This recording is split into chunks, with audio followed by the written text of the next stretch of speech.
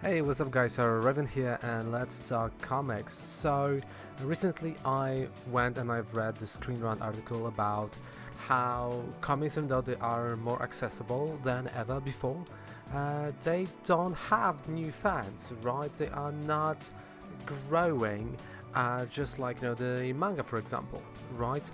So the whole idea of the article was that you have so much media, right? You have Marvel Rivals hitting like 600,000 concurrent players. You have other things like movies, right? Widely successful, but people are just not buying comics. So I wanted to put my thing for it, and well, I think there are a couple of reasons besides the ones that were in the article. So, on one hand, yes, of course, you might say that they are accessible now more than ever, and yeah, I would agree. But the issue with accessibility is, for example, you have, let's say, the Marvel Unlimited, right? Well, I have it, I do subscribe to it. And I have like one big issue: there are no new things, right? I mean, no new issues, right? I have to wait 3 months for the brand new issue, so already it's being spoiled and everything. DC, you have to wait 1 month. But as I've heard, DC, for example, is not available in many countries still, right? Only a couple of countries in Europe and USA and Canada. That is it.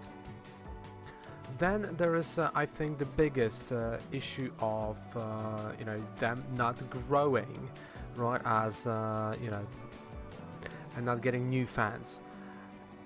I wouldn't say they are overcomplicated, but just too many events per year.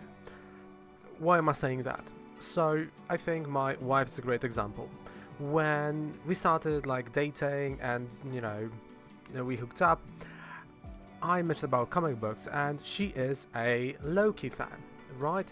And huge Winter Soldier fan. So she was like, yeah, let's go to the comic book shop I've never been to. I was like, cool, let's go together, right? I'm gonna, grab my monthly pre-order, and, well, we can browse through floppies, right? Or through single issues. And we went, and for her, I was like, alright, so what should I read now? And at the time, I believe, because I don't remember, let's just shout War of the Realms. Right, I think was that, or Bloodhound, one of the two, right? I know there's a gap, big gap between those two events, but one of the two.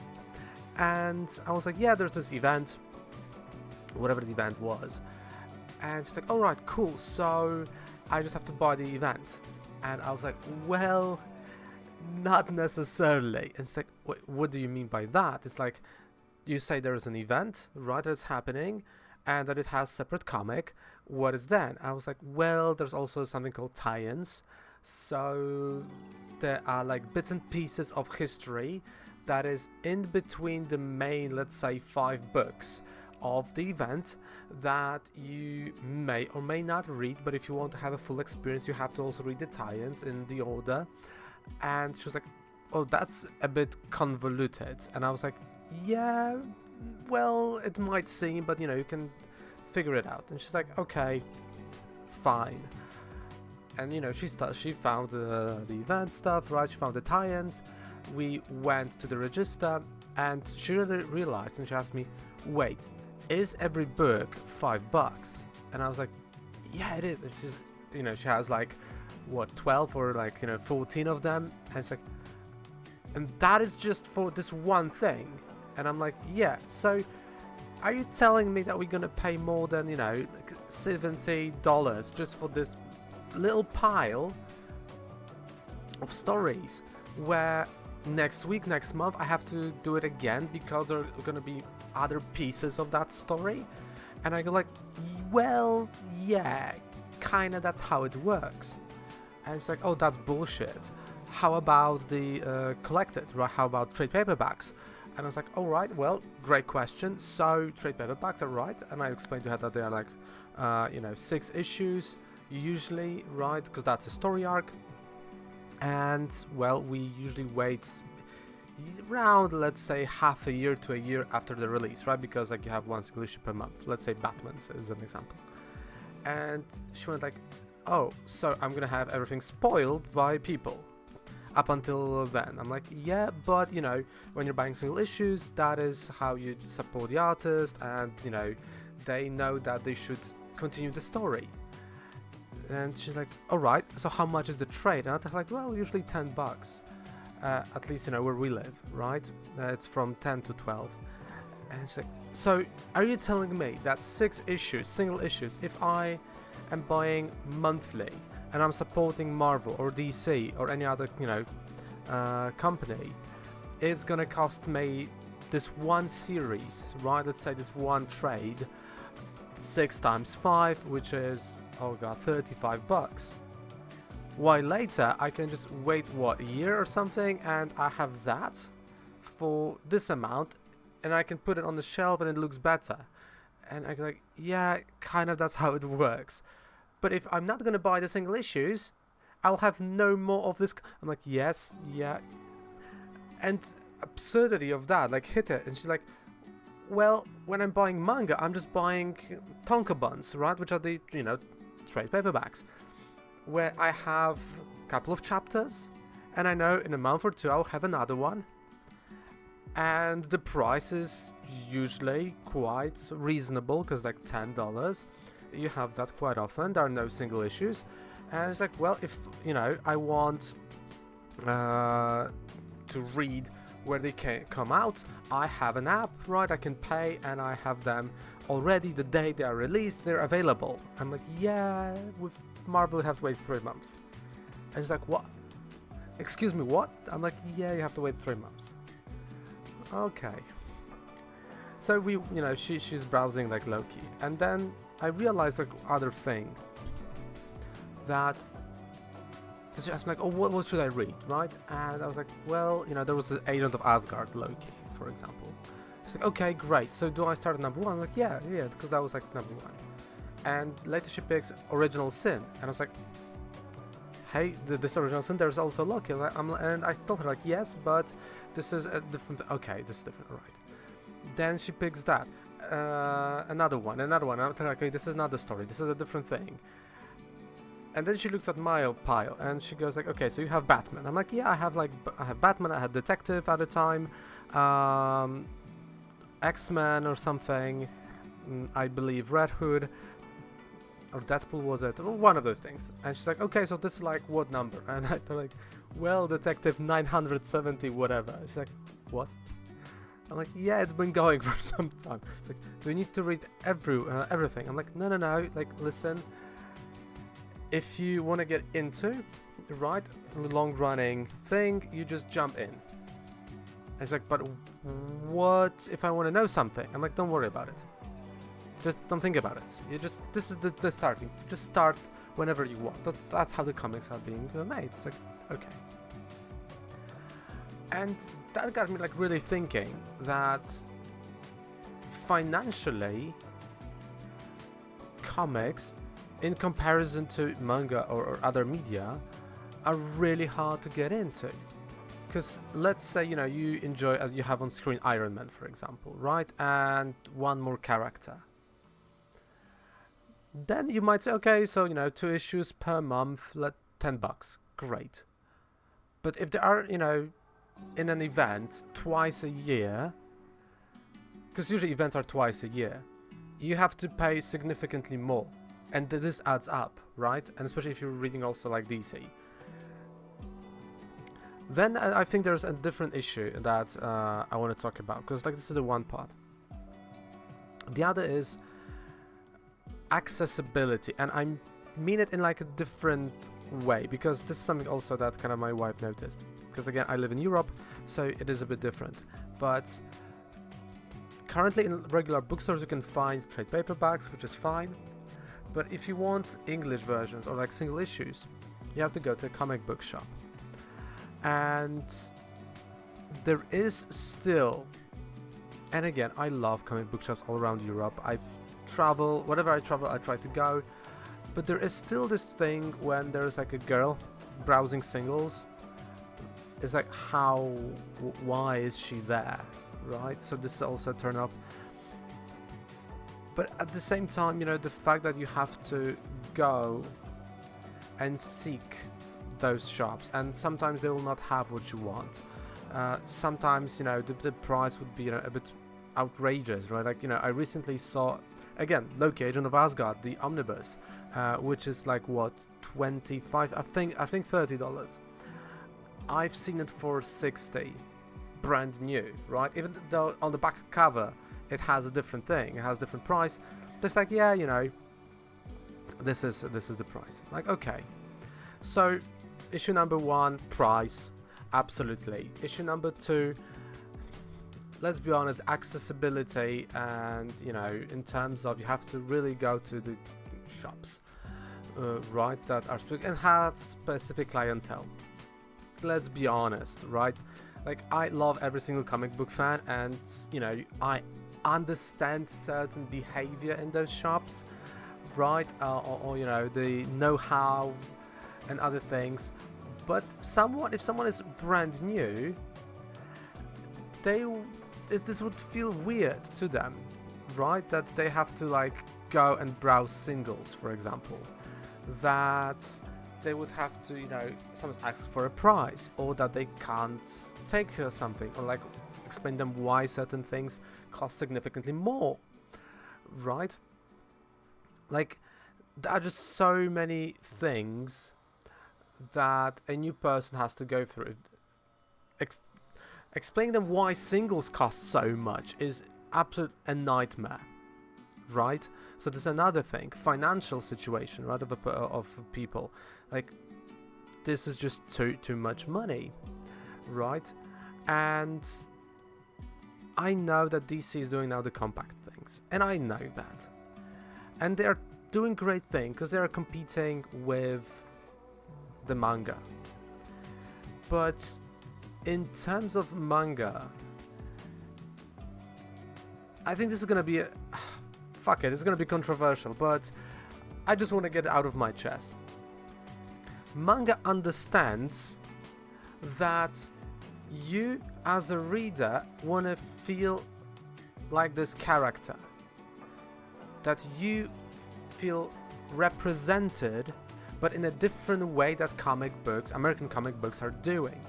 And let me explain that. So, for example, if you're reading Naruto, if you're reading Fullmetal Alchemist, if you're reading My Hero Academia, or let's say even Berserk, right? Whoever you are when you're reading, you have your favorite character, and you go like, yeah, that is just me. Oh, this is so me. And you don't care about their skin color. You don't care if they are they/them. You don't care about, well, like, struggles and politics, right? You just care about really damn good story. You know, Berserk, great example, right? Great story. My Hero Academia, even though you have, you know, superheroes there, their portrayal is quite different, right? Because they're not trying to be politically correct. They are just kids that want to be heroes, they have their quirks, and they are finding their way. Kind of like Spider-Man did in the past, right? And you have your, you know, antagonist that can become a hero later, things like that. While in American comic books for like last 10 years, and that was the reason why I've quit for like a couple of years, just before COVID, that I felt like I'm being schooled by a toddler, that I am being told that the way I feel, think is wrong, right? And this is something that to me is, you know, honestly unacceptable in terms of comic books, right? Show me the way of thinking of a character, right? Let's say Superman. A person that is ultimately good. A person that only wants to do good. Right, we just had a movie And is he going and telling people that, oh, you're so wrong, that you're this and that? It's like, no, everyone is welcome. Hey guys, we don't care who you are, who do you love, we don't care if you have 3 nipples or just, 2 penises. It is fine to just be human being. So he's kind of doing now that the same way as, manga is doing that. Yeah, just be human for fuck's sake and have adventures. And this is it, right? Telling the good story. While when you go back those 10 years and sometimes a bit more, we had what? We had artists who tried to self-insert themselves into some stories. We had, jeez, what they're doing outside, my god. You had what? Gay Superman who goes to parades. Why? Superman can just go and help, right? He doesn't need this like weird moral compass, because you're alienating, half of your audience already, right? Like, imagine if you would go and we would create, let's say, again, Superman's a great example. Superman, and he started to hit women because the author enjoys that and has this type of king. You would be pissed, and you'd be like, oh, I'm not reading that. And it's the same as, you would have Superman telling you that, hey, whoever you voted for is wrong. Whoever you, whoever you believe in, right, as religion, it's wrong, because mine is better. It's this type of like lessons, right? While you have, I'm gonna go back to like My Hero Academia, where I have Deku just be like, hey, be a good person and train hard and your dreams will come true. This thing makes a lot of people just go and be like, yeah, fuck the American comics, I'm just gonna go and read other things. Okay, so this is that. But when we also gonna add on top of the things that I've already mentioned, right? So let's sum it up. So it was high price, accessibility problem, even though they say you can access comics better than ever before. Yeah, you pirate. Joking, right? Subscribe to them. I'm thinking, I'm trying to remind myself other aspects, right? Accessibility, right? The way that you have to like really, go to those comic shops, and they're like still a bit old-fashioned, and this like narration agenda about things, right? And I say that there's a time and place for everything. If you're gonna go and create a brand new character, which I don't know if you guys remember, but a couple of years back there was a Snowflake and whatever it was. There was like in the Marvel that they've done this team of the, I don't know, young whoever it was, Avengers or whatever, I don't remember. But at least they've created brand new characters, and they went like, yeah, there are gonna be activists. Okay, it flopped. I get why. Because you can't identify with that. And you might say, oh, you can't identify with Batman. Or you can't identify with Superman. How you can't? Superman is not telling you to be like, racist. Or it's not telling you to be, I don't know, white supremacist or something like that. It's just like, hey, if you're good to people, that is fantastic. And just do good. He's not showing you like, this is a person that is bad, do bad things to them, right? And it's not putting like, yeah, he is, let's say, I don't know, he said whatever online, now you have to harass him. It's like, no, just at the end of the day, be good. Batman, well, he's a great example as well, right? He's just like, hey, someone is doing crime, punish them. You might say, but what is crime? Crime is something that is defined by law, right? Or if you are disliking law, well, if you see someone stealing from an old lady or threatening them with a knife, or I don't know, thinking about blowing up your whole city, well, clear line that this is a crime. Try to stop it. And you would have those, you know, people be like, yeah, that's literally me, right? Yeah. And this is the way you can identify with a character. Because how come that, you know, yeah, I'm going on a different rant. So all those issues, all those problems, they go, and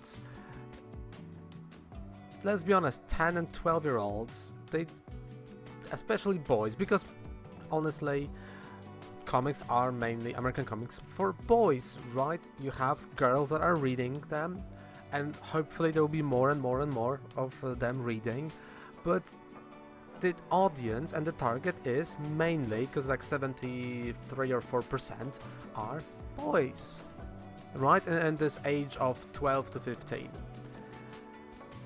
So you have to cater towards them. And when you have those like manly characters, or those characters that have clear, distinct line between what is morally good or bad, they sell, and you can see that, right? I mean, even when you look now at comic sales, Absolute Batman, Amazing Spider-Man, Wolverine, right?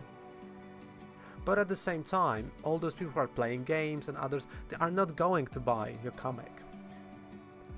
They are not the people that you would see trying to purchase those books, because even though they're really interested in the character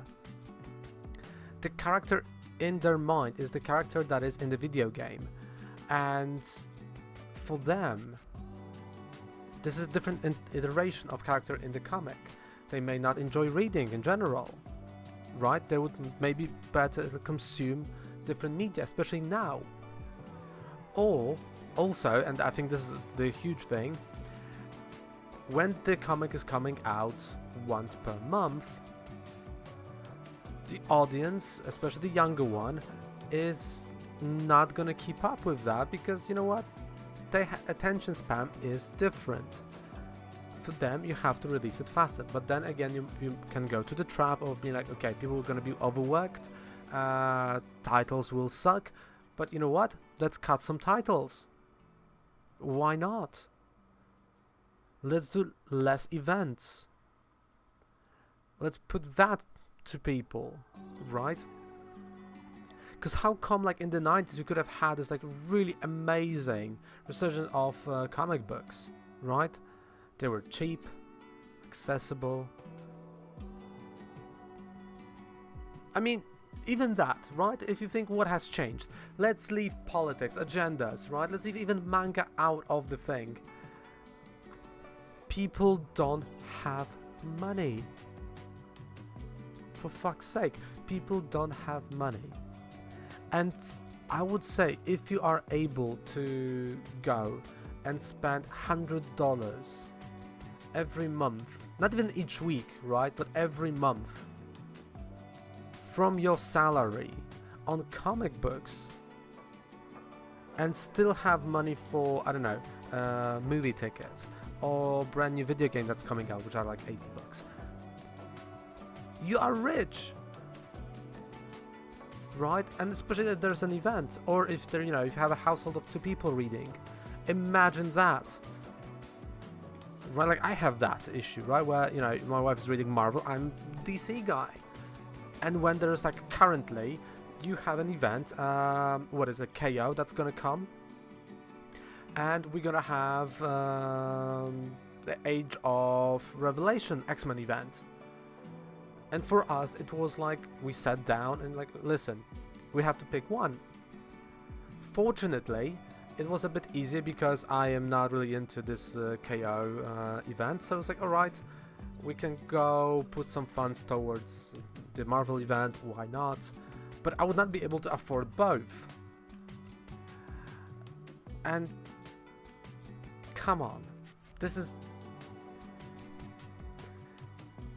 You can make them, those comics, smaller, more compact, as DC is doing the compact ones, and release them like that. Because nothing stops those companies to be like, alright, listen, we've released, let's say you have Marvel now, or now the Absolute Universe, right? Put 4 issues, because again, 6-issue arc, whatever, but or 3 issues, put them into this like small manga size. Label it $6.99. It's gonna be a bit smaller manga, cool, but at least you'll have it consistently, let's say every 2-3 months, right? Starting point number 1, and a person can just go grab it, a nice size, have a nice chunk of the story, and be like, okay, next is gonna come quite soon, right? Because this is the thing, when we have a story that is 12 issues, this is a year, and you're competing with a market that has one, let's call it an issue, right? But like 1 chapter per week. Honestly, yeah, I would pick manga. Like, there was this moment when I stopped reading American comics where I was just like all in on manga, and I still have like my full runs of One Piece and like other things. And I do still say, like, you know, Oyasama Punpun, right? Those, for the buck, they are better. They are just absolutely better. And I was happy to wait, because I was like, alright, next month I'll have new trade for $6, 7, 8 maybe, right? Because, like, you know, I read in a different language.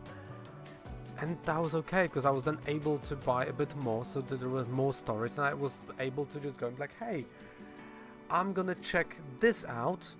If I don't like the story, I just only spent $6. That's it, but at least I have like 6 first chapters, or sometimes 8, and I know that this is not for me. Great. With comics, you have to either wait for a trade, but again, I enjoy singles, so I have to go through, let's say, at least first 2 or 3 issues, right? Let's give it like that. So you're already $15 in, and what if the next arc is just better? But the art's so many issues, right? And again, I do think the comics should go down in price. $2.99, less events, and I can guarantee you. And also, you know, again, not and having the same day release as they come out on the app. And either the app would sell more, or you would see people buying just more comics, because their money will be worth more, and they will be able to purchase not 1 issue but 2. For $100, they will not be able to buy 20 issues, but they would go and buy 30, 40. Right, you'll have more series. Like, it's a no-brainer, but they don't want to go and admit it, which makes me mad. But let me know, guys, what you think about that. Let's have a nice conversation in the comments. So, see you guys in another video. Thank you.